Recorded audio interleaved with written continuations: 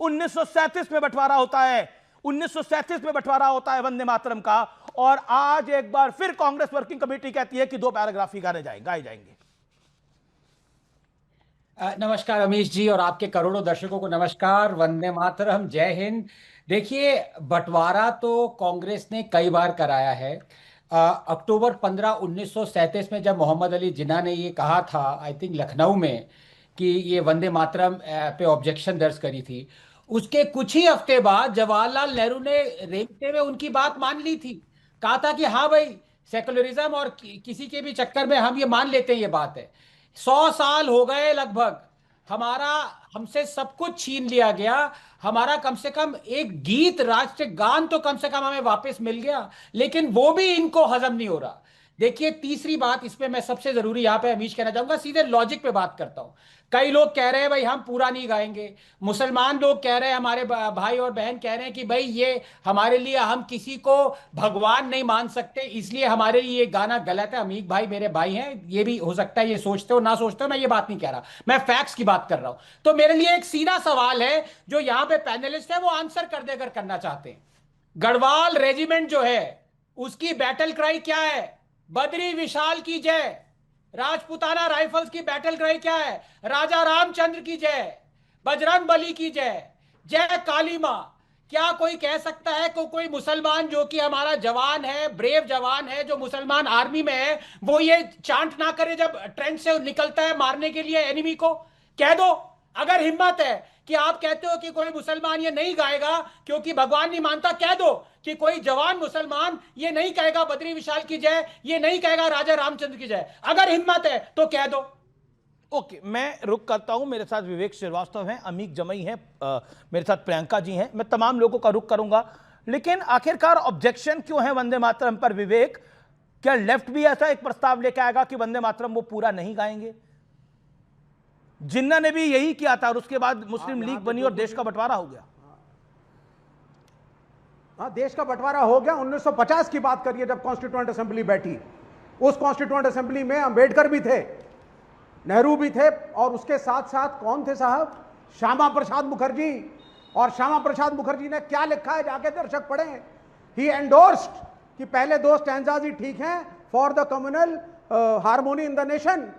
उन्होंने कहा इस चीज को, लिखा इस चीज को, पढ़ा जाए इस चीज को। ये फाउंडिंग फादर से ज्यादा बड़े हो गए आजकल, श्यामा प्रसाद मुखर्जी से ज्यादा बड़े संघी और जनसंघी हो गए आजकल मोदी साहब और अमित शाह साहब। ये मिस्चीवियस मूव है देश को तोड़ने का। जेनजी वहां पहुंच गया था, आपको मुद्दा चाहिए था अमित शाह जी, आप इस तो मुद्दा दिया किसने?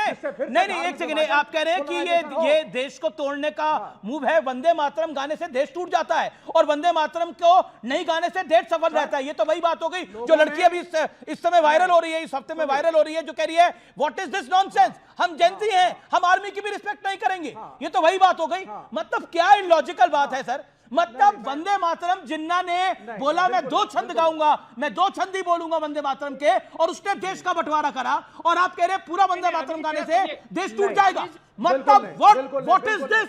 पूरा वंदे मातरम गाने से देश टूट जाएगा? इससे खराब बात नहीं हो सकती। पूरा वंदे मातरम गाने से देश टूट जाएगा। I don't accept it at all. Vivek ji, एक second, Anand 1 second, Anand 1 second. Let me counter you. नहीं, ये क्या मतलब? आप शिफ्ट हो रहे हैं यहां से, मेरे को बोलने दीजिए, काउंटर करने दीजिए पहले। जी बोलिए। ये कौन सा तरीका है सर? आपने बोला लेट मी काउंटर। पहली चीज, देश का बंटवारा नहीं हो जाएगा। आप देश के अंदर जो है डिवाइड एंड रूल करने की कोशिश कर रहे हैं। इस्लाम धर्म, सिख धर्म, बुद्ध धर्म, कबीरपंथी, जैन, ये मां दुर्गा की पूजा नहीं करते, बुत परस्ती नहीं करते। तो क्या देश में अपना पेट्रियटिज्म दिखाने के लिए अमीश देवगन जी, आपको किसने बोला? नहीं, आपने नहीं, मैं रोकता हूं आपको। आप फैक्चुअली गलत हैं। मैं एक सेकंड, मैं कई सिखों को जानता हूं जो माता वैष्णो देवी, माता चिंतपूर्णी, माता ज्वाला जी, उनके दर्शन करने के लिए जाते हैं। एक सिख का मैं नाम बता देता हूं, सरदार नवजोत सिंह सिद्धू। सुन लिए, एक और सिख है लखबीर सिंह लखा, माता के सबसे बड़े भक्त हैं, सबसे अच्छे सुंदर भजन गाते हैं। अपना सुनना पड़ेगा सर, पूरी बात सुननी पड़ेगी। ना, मैं कई जैन भाइयों को जानता हूं, मैं कई जैन बंधुओं को जानता हूं जो माता के दरबार में जाते हैं, जो सालासर बालाजी जाते हैं, जो खाटू श्याम जी के यहां जाते हैं। अब बताइए, ये कौन से देश की बात कर रहे हैं?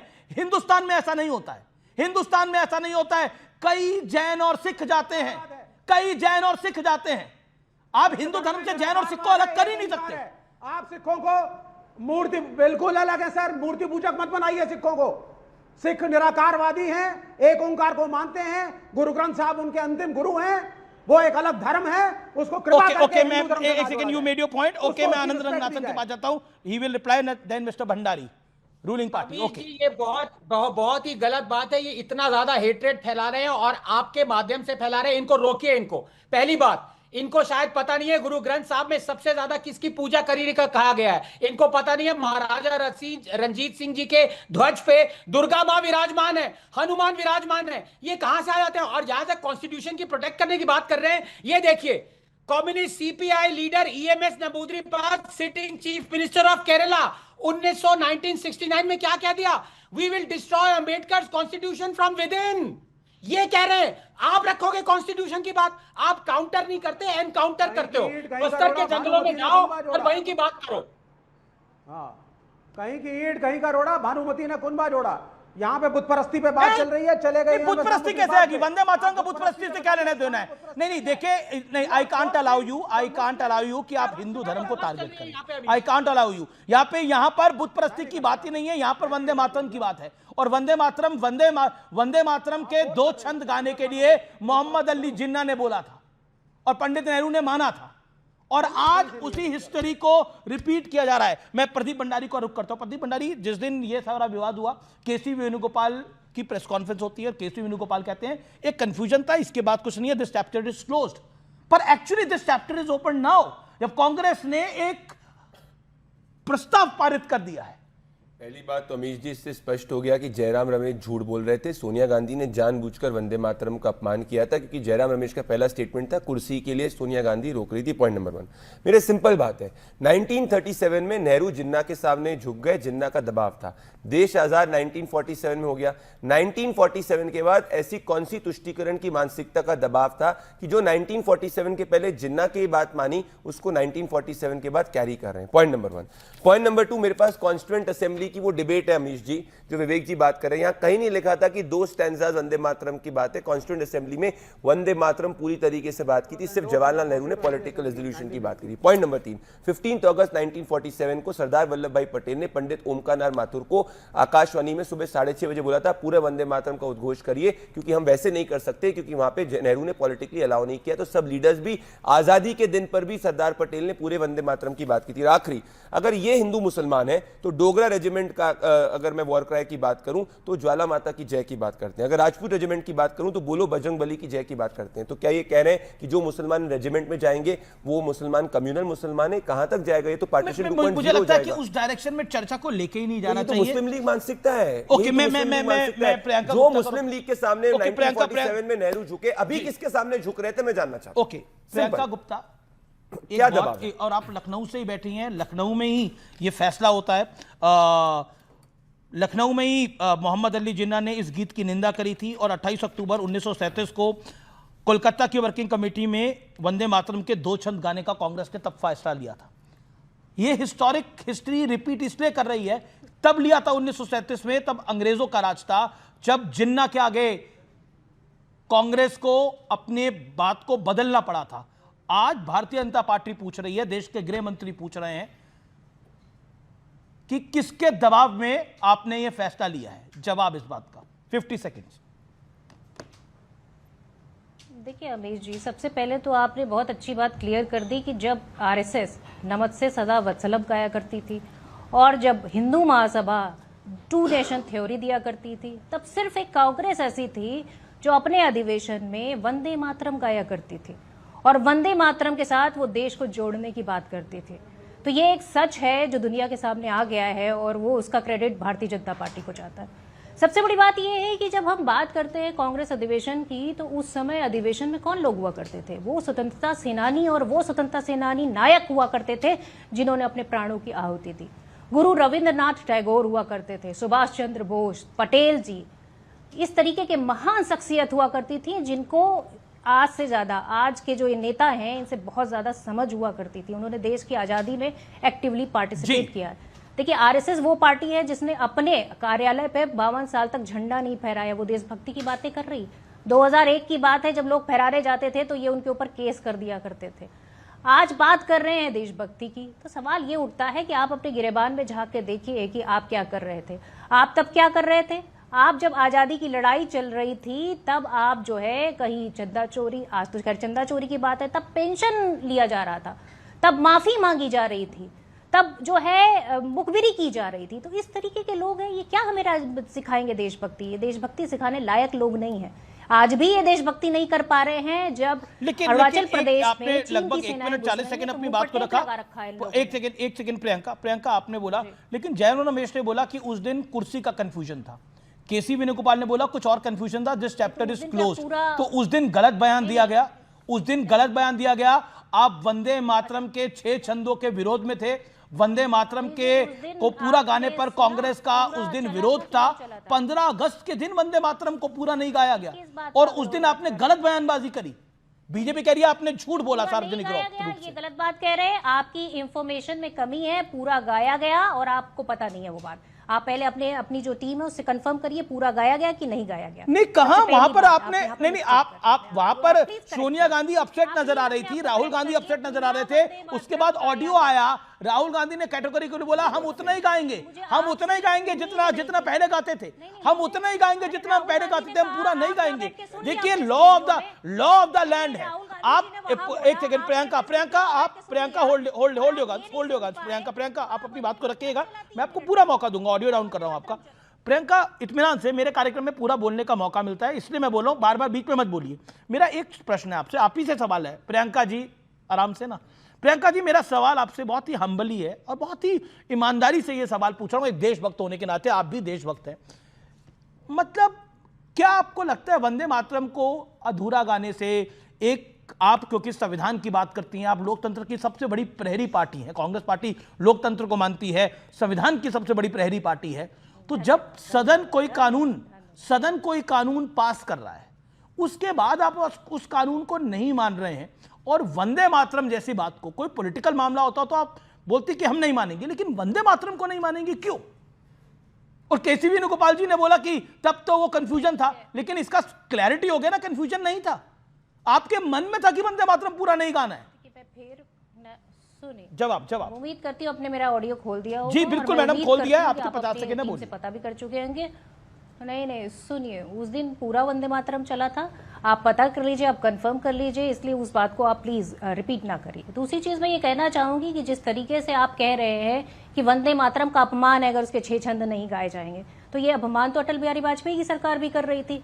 ये अपमान तो भारतीय जनता पार्टी जो है प्रधानमंत्री के नेतृत्व में भी 12-13 साल से कर रही है। तो ये अपमान क्यों कर रही थी? आज उनको क्यों समझ में आया? इतने दिन से क्यों नहीं समझ में आया? आज भी उन्होंने इसको अनिवार्य नहीं किया है। उन्होंने कहा है कि आधिकारिक कार्यक्रमों में तो चलेगा कि पर्सनल जितने भी कार्यक्रम होंगे उसमें आप अपनी सुविधा के अनुसार बजा सकते हैं, 2 छंद भी बजा सकते हैं। तो वास्तविकता ये है कि आप खुद डरते हैं इसको अनिवार्य करने से, क्योंकि आपको खुद पता है कि आप जिस देश में नेतृत्व कर रहे हैं उस देश में सभी धर्म, सभी जातियों के लोग रहते हैं। इस देश में विविधता ही एकता है और इस देश की हर व्यक्ति का सम्मान करना और हर व्यक्ति को जोड़कर रखना ये इस देश का ji. Okay, audio down. Mister Bhandari your 40 second. Amish ji, हमें देशभक्ति नेहरू से सीखने की जरूरत नहीं है। जिस नेहरू ने जिन्ना के सामने घुटने टेके, ब्रिटिशर्स के सामने घुटने टेके, उस डिबेट पे मैं नहीं जाना चाहता। मैं वापस से आऊंगा।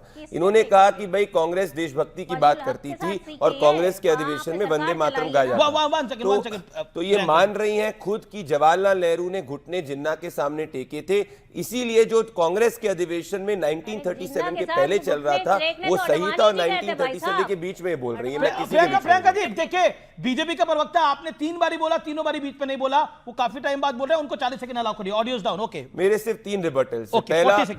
पहला इनके लॉजिक के हिसाब से कह रही है कि कांग्रेस के अधिवेशन में बच रहा था, मतलब 1937 में खुद मान रही है कि जिन्ना के सामने नेहरू झुके। अभी किसका दबाव है इसका अभी तक जवाब नहीं मिला। Point number 1। पॉइंट नंबर 2, वो गलती इसलिए नहीं थी क्योंकि केरला सरकार ने अपने ऑफिशियली जो है वंदे मातरम को स्किप करा था। ये वापस से मुस्लिम लीग वाली सोच है। Point number 2। पॉइंट नंबर 3 में वापस आऊंगा। नेहरू ने खुद ने गलती मारी थी। 1938 में नेहरू लिखते हैं जिन्ना को that during all these 30 years Vande Mataram was not considered any religious significance. It was treated as national song. मतलब नेहरू को गिल्ट था जिन्ना के सामने झुकने का। तो वापस से पूछूंगा, तब तो जिन्ना के सामने झुक गए, अभी किसका दबाव है इस देश के संविधान में? क्या वोट बैंक का दबाव है? अमीर जमाई, क्या बड़े वोट बैंक का दबाव है जिसके आगे ये झुकना पड़ा है। काफी पॉलिटिकल एक्सपर्ट्स कह रहे हैं उत्तर प्रदेश का चुनाव ना होता तो कांग्रेस पार्टी का यह बड़ा फैसला नहीं आता। क्या आपको लगता है कि वंदे मातरम के विषय पर कांग्रेस ने एक बड़ा पॉलिटिकल ब्लंडर किया है, जैसा कई पॉलिटिकल पंडित मान रहे हैं? योर टेक, अमीश जमाई। अमीश भाई, देखिए, आप इस कार्यक्रम में सबसे मोस्ट जो हिस्ट्री पे निगाह रखने वाले लोगों में से हैं। वो हमेशा आपने इतिहास में सही बातें रखी हैं, किसी को अच्छी लगें या बुरी लगें। अमीश भाई, आपको याद होगा कि जनसंघ ने मोहम्मद अली जिन्ना का बहुत नाम बीजेपी को लेना पसंद है। मोहम्मद अली जिन्ना का जो परिवार है नुस्ली वाडिया, जनसंघ भारतीय जनता पार्टी उनसे सबसे बड़ी फाइनेंसर जिन्ना परिवार की रही है। जवाब और आज़ादी के बाद, ऐसा नहीं कि आज़ादी के पहले की बात है, महाराष्ट्र का जनसंघ का जो अधिवेशन था उसमें मरहूम अटल बिहारी वाजपेयी साहब और नानाजी देशमुख, इन लोगों ने बहुत बड़ा थैला भर भर के चंदा लिया जिन्ना परिवार से। तो जिन्ना का भूत जरा कहीं बंद करके किनारे कर दीजिए। रही बात वंदे मातरम, जी, वंदे मातरम की जो को लेकर जो डिसीजन हुआ, स्टैंजास को लेकर 2 छंद, 4 छंद, 6 छंद जो भी चर्चा हुई, आजकल सरदार पटेल जी का बहुत बड़ा बड़ा लोग फोटो लगाते हैं। अमीश भाई, आप देखते होंगे ना, बड़ा 6 फीट बाई 4 इंच का फोटो अपने पीछे लगाते हैं। तो सरदार पटेल जी ने और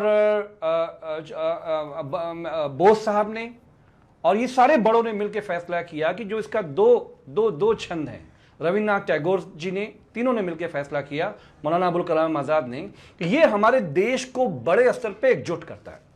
तो उस वक्त मकसद यही था। रोलेट एक्ट के खिलाफ नारा लगा, हर हर महादेव, अल्लाहु अकबर। ये नारा एक साथ लगता था, हिंदू मुसलमानों को इकट्ठा करता था, ब्रिटिश राज की चूल्हे हिलती थी। वंदे मातरम को आजादी से लेकर, प्रियंका बैठी हुई है, मेरी बहन है, उसको भी पता है कि कभी भी आरएसएस ने इस गीत को अपनाया नहीं। एक नया गीत इसके खिलाफ लाना पड़ा, जो गीत था नमस्ते सदा वत्सले। अमीश भाई, आपने पढ़ाई होगा इसको। अमीश जमाई, जो आप आरएसएस के गीत की बात, ओके, आपने 2 मिनट बोला, आपने बोला जो आप आरएसएस के गीत की बात कर रहे हैं, नमस्ते सदा वत्सले मातृभूमि त्वा हिंदू भूमि सुखम वर्धतो हम, वो वंदे मातरम के अगेंस्ट नहीं आया था। वो वंदे मातरम के अगेंस्ट नहीं आया था। इसके पक्ष में एक भी हिस्टोरिकल फैक्ट नहीं है। अगर है तो आप जरूर प्रेजेंट करें, you are free to do that. मैं अनदर हम्बल सबमिशन, मेरा एक और सरल सवाल है आपके लिए। अमित जमाई, हियर मी आउट, मेरा सवाल सुनिए। मेरा एक और सरल सवाल है, कांग्रेस ने जो प्रोसीजर फॉलो करा कि वो वंदे मातरम के 2 छंद गाएंगे, क्या समाजवादी पार्टी भी उसी प्रोसीजर को फॉलो करेगी? आप भी ये ऐलान जल्द करेंगे? हम उम्मीद करें कि अगले हफ्ते ये ऐलान हो जाएगा, आप लोग भी ऐलान करेंगे? अमीक जमाई, जवाब दीजिए कांग्रेस के पक्ष। देखिए जो हमारे आदरणीय गृह मंत्री अमित शाह जी ने prevention of insult to the nation honour amendment bill 2026 मेरे सवाल का जवाब दीजिएगा अमीक जी, जिसमें हमारे वंदे मातरम को राजगीत का हिस्सा बनाया गया, उसमें ये कहीं पे भी लिखा नहीं है, ना अपराध बताया गया है। आप 2 पढ़ेंगे कि 6 पढ़ेंगे? 2 पढ़ेंगे तो भी आप देश प्रेमी हैं, 6 पढ़ेंगे जो लोग अपने आप को देश प्रेमी आज समझना चाहते हैं वो भी अपने आप को देश प्रेमी समझ लें। तो इस अमेंडमेंट में अमित शाह जी को पूरी बात कहनी चाहिए थी, जो वो भूल गए, और आप लोगों को लगा दिया कि लग जाओ विपक्ष के पीछे। नहीं, अरे मुद्दा दूसरा है। विपक्ष खुद ही, देखिए, कांग्रेस ये अगर प्रस्ताव ना पारित करती तो विषय नहीं बनता। मेरा फिर आपसे सवाल है, आप मेरे सवाल को बड़ी बखूबी अवॉइड कर गए, आप अच्छे प्रवक्ता हैं अपनी पार्टी के। मेरा प्रश्न आपसे बड़ा सिंपल है। मेरा प्रश्न ये है कि आप लोग भी ऐसा प्रस्ताव कोई पारित करेंगे? आप भी 2 छंद का प्रस्ताव पारित करेंगे, या फिर आपकी राय क्या है इसके ऊपर? देखिए हमारे लिए अमीश जगन भाई, हमारे लिए जो आज के फ्रीडम स्ट्रगल के हीरो हैं, जिन्हें आप अपना हीरो समझते हो, उन्हें हम हीरो नहीं समझते हैं।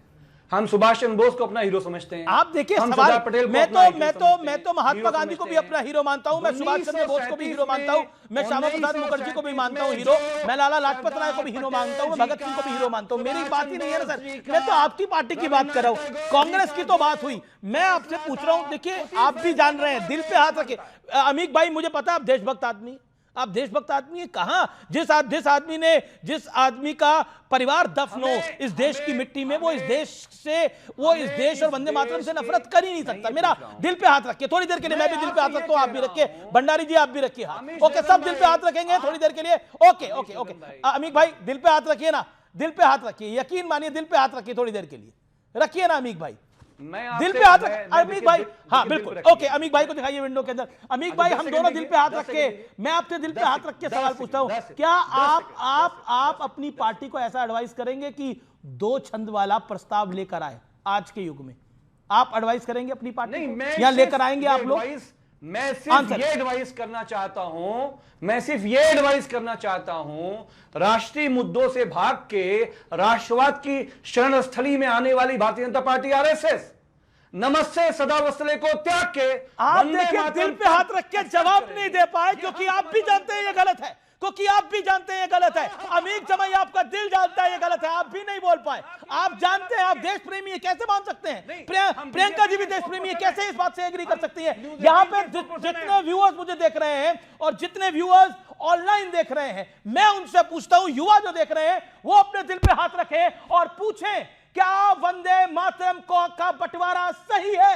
क्या वंदे मातरम को काटना बीच में से सही है? जरूर पूछेगा, दिल से पूछेगा, दिल से पूछेगा, दिमाग से नहीं। मैं फिर रुक करता हूं, मेरे साथ सोमनाथ भारती हैं। ओके प्रदीप भंडारी, आप यू कैन रिबट 40 सेकंड। एक एट द आउटसेट इतनी पीड़ा हुई कि भारतीय नागरिक को ये पाकिस्तानी एजेंट बुला रहे हैं, इससे स्पष्ट होता है कि समाजवादी पार्टी की सोच क्या है। मैं वापस से मुद्दे पे आऊंगा।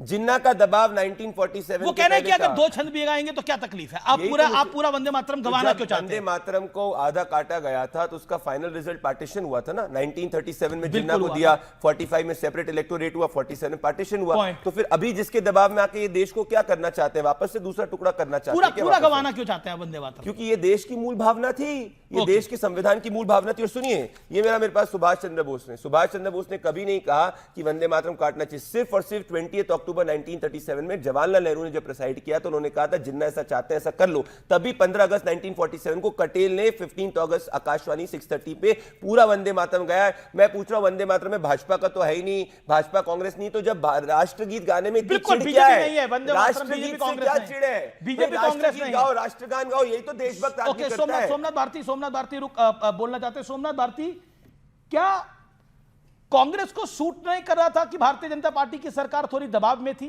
एक ऐसा मुद्दा दे दिया, इस समय हमें रिकॉर्ड व्यूअर्स देख रहे हैं और मेरे पास अभूतपूर्व मैसेजेस आ रहे हैं वंदे मातरम को लेकर। एक ऐसे मुद्दे पर आज हम आके खड़े हो गए हैं जो कि 1937 में खड़ा था, जिस मुद्दे का साथ मोहम्मद अली जिन्ना ने दिया था हिस्टोरिकली। क्या आपको लगता है वंदे मातरम के अगर 6 छंद गा लिए जाएंगे तो क्या होगा? क्या मिसगाइड किया 15 अगस्त को ये 2026 वाले की कंफ्यूजन हो गया था? असल में कांग्रेस का मन ही नहीं था पूरा वंदे मातरम गाने का। Somnath Bharti, your turn sir. और दिल पे हाथ रख के देश प्रेमी आदमी हैं, बताइए। फंक्शन में दिल पे नहीं, हम तो दिल में, दिमाग में, सब में हम भारत ही रहता है हमारे। एक देखिए, एक छोटी वीडियो है, ये गाना चला रहे हैं, मतलब माननीय डिप्टी सीएम है महाराष्ट्र के भाजपा के, और वो गाना चला रहे वंदे मातरम पर। ये तो इनकी समझ है। वो गलत हुई, उन्होंने माफी मांगी सरकारी कार्यक्रम में तो क्या लिख दिया था? अरे माफी मांगेंगे, कहां कहां माफी मांगेंगे? इनमें से किसको वंदे मातरम आता है? बता दे प्रदीप भंडारी, वंदे मातरम गा के।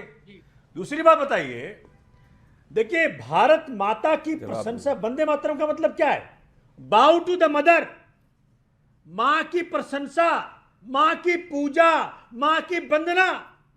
अरे भारत माता की वंदना करने के लिए कानून का डर नहीं चाहिए साहब। यह भाजपा ऐसी पार्टी है जहां मां के पैर छूने में मोदी जी कैमरे वाले को ले जाते हैं। अरे केजरीवाल क्या हमारे करते हैं? देश के अंदर केजरीवाल क्या करते हैं? नहीं, ये एक फालतू बातें करेंगे माता की वंदना। प्रधानमंत्री की माता जी अब रही अरे नहीं तुम है। अपने बूढ़े माता पिता को जब शीशमहल में जेल जा रहे थे तो सबके कैमरे के बीच में ना सामने बोलो। सिंपैथी लेने के लिए गए थे कि नहीं गए थे? बीच में ना बोलो। भ्रष्टाचारी, मुद्दे पे बात करो। बीच में ना बोलो। ओके, सोमनाथ उनको बोलो मुद्दे पे बात करें। मुद्दे पे बात करते हैं। एक सेकंड, आप अपनी टर्न पे बोलिएगा। नहीं, पर अगर वो प्राइम मिनिस्टर पे कुछ भी उठपटांग बोलेंगे, मेरा हक है बोलने का। नहीं, बिल्कुल आपका हक है, रहो। कोई इसमें देखिए। और एक प्रधानमंत्री अच्छे- की माताजी अच्छे प्रधानमंत्री की प्रधान माताजी स्वर्गवासी हो गई हैं, वो है नहीं अब इस दुनिया के अंदर, ना वो पॉलिटिक्स में थी। मेरा एक हम्बल पॉइंट है, अगर हम वंदे मातरम पे बात करें तो we stick to Vande Mataram. प्रधानमंत्री की माताजी को तो बहुत कुछ कह चुकी है बाकी पार्टियां भी। इस देश में हर व्यक्ति प्रशंसा और हर व्यक्ति की निंदा हो सकती है, उसमें मोदी जी भी आते हैं।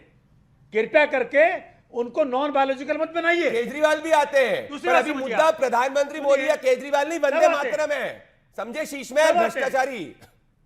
अरे अरे भाई प्रदीप, अगर इस प्रकार से बोलोगे तो बोलने नहीं दूंगा तुमको मैं। अरे क्या नहीं बोलने दोगे? तुम मैं एक नहीं काम बोलने करो, दूंगा। सत्येंद्र आप जैन जेल वंदे गया है कि मातरम नहीं गया गाके है? दिखा दो। अच्छा, उस पे आ रहा हूं। अमित जी, अगर आपको बोलने देना है तो बुलवाइए, नहीं तो मैं हट जाता हूं। नहीं नहीं बिल्कुल नहीं, ऐसा मैं बिल्कुल नहीं जाता। भंडारी जी आप भी शांत। से एक सेकंड सोमनाथ तो भारती, धमकी किसको दे रहे हो? मैं भी हट जाता हूँ।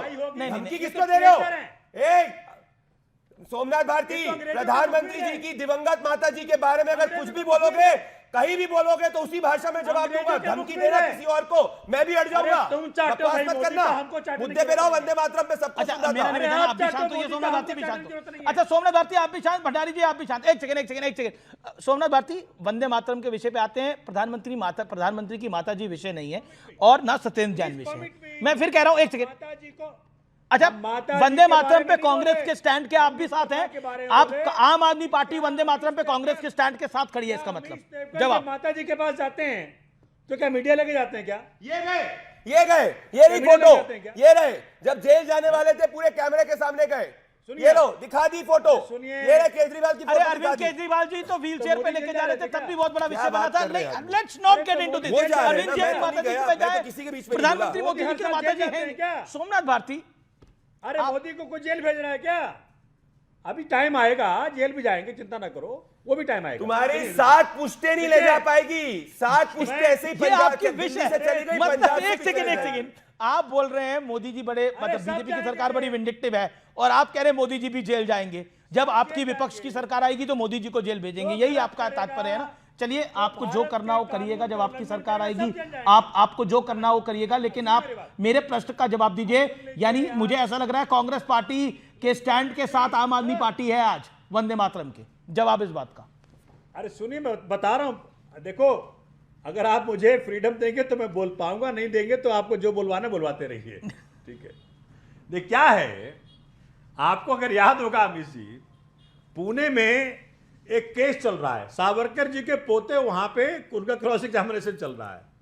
वो खुल के बोल रहे हैं कि नाथूराम गोडसे और सावरकर आरएसएस के एक्टिव मेंबर थे, और नाथूराम गोडसे ने महात्मा गांधी को मारा।